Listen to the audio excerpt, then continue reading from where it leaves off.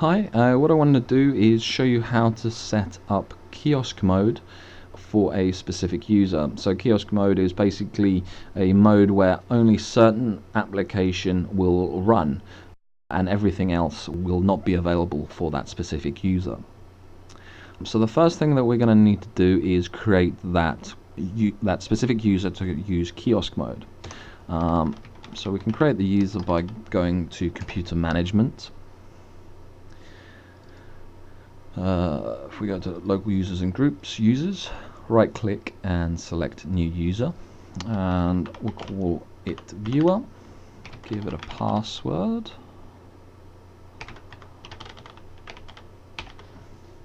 and just make sure that this user must change password at next login is unticked. We'll go ahead and create. So we can see that that user has been created. Now what we want to do is we need to execute a couple of scripts to get everything working. The first script is called enable shell, which basically enables the kiosk environment. The second one is the provisioning script, which basically sets up that environment for the specific user. And the environment will basically be a complete black background with no kind of Windows bar at the bottom. Automatically start Axis Camera Station. So what we need to do to get started is we need to open PowerShell. So if we press on start and if we type in PowerShell here, if we right click on this and run as administrator, we just need some admin rights when we execute these scripts, otherwise they won't work. We want to navigate to the directory where these scripts are located. So they're located on my desktop. So, okay, I think that's because I should do that. Okay, let me just clear that. So now what we need to do is we need to type in the script name here.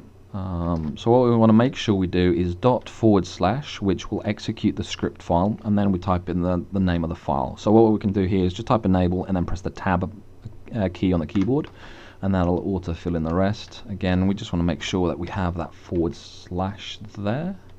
Is that oh.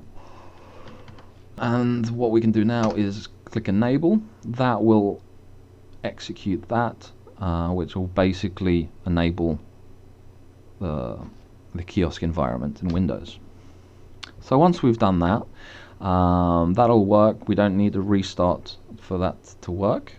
We can go ahead and do the provisioning script.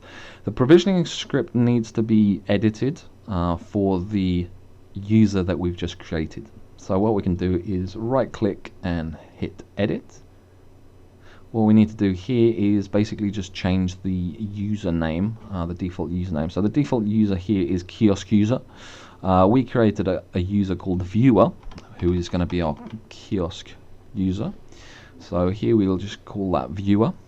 The only other thing that you need to make sure to check or to keep in mind is that this section here on row 68 is basically where it's going to start Axis Camera Station client from. Now unfortunately with Axis Camera Station, for every version there is a directory called client and then the client version. So if we go ahead and we just quickly check what version is installed on this system, and then we'll have to edit that so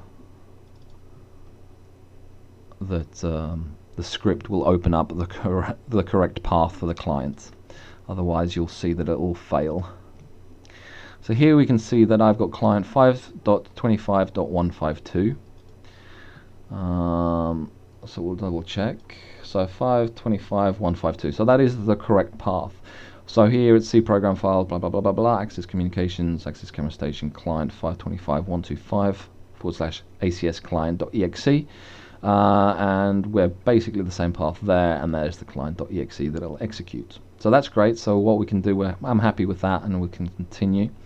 Obviously, if yours is different, you're going to need to change pretty much just this bit. Everything else stays the same. So now 5.26 is released. We would have to update this to 5.26. So we're happy with the settings here and the paths. So we'll click on Save Script. We can close this down. What we can do now is execute the script in the same way. So we'll do /provisioning, and we can do a tab just to auto fill that in. And again, just make sure that's right.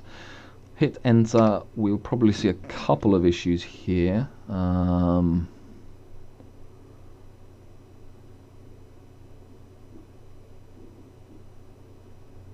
Nothing that looks too bad. No, that's fine. So what we can do now is we'll log out and we'll log into the new viewer account that was created.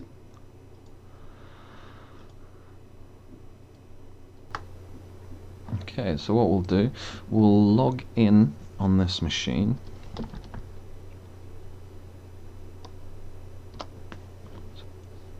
Okay, as you can see here, there's a black screen, no title bar, so there's no Windows bar at the bottom, and this is kiosk mode for this specific user. So you can see here that it's just Axis Camera Station that's visible, nothing else, just a black background. Also, if the viewer or the user closes down Axis Camera Station, after a few seconds, Axis Camera Station will auto start again, so the client will then start up again.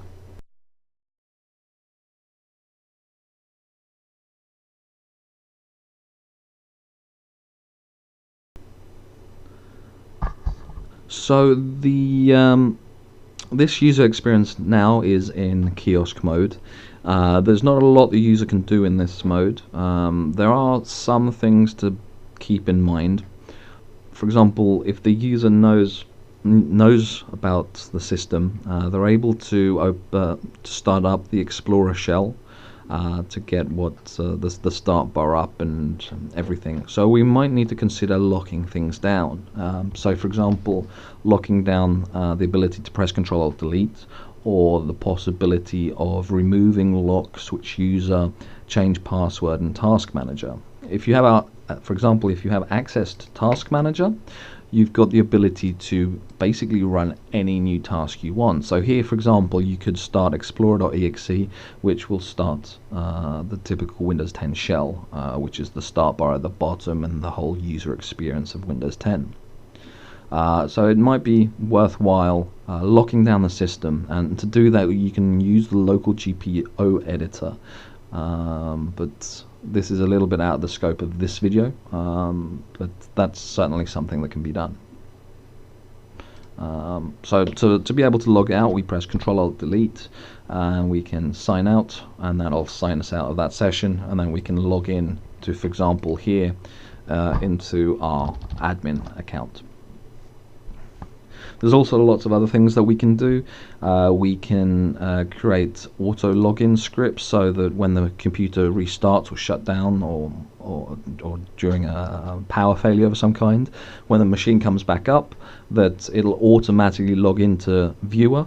It'll automatically also log into ACS if you configure it that way, and go to the specific view that you want to try to automate that entire process. So thank you for listening. If you have any questions, please feel free to drop me an email or let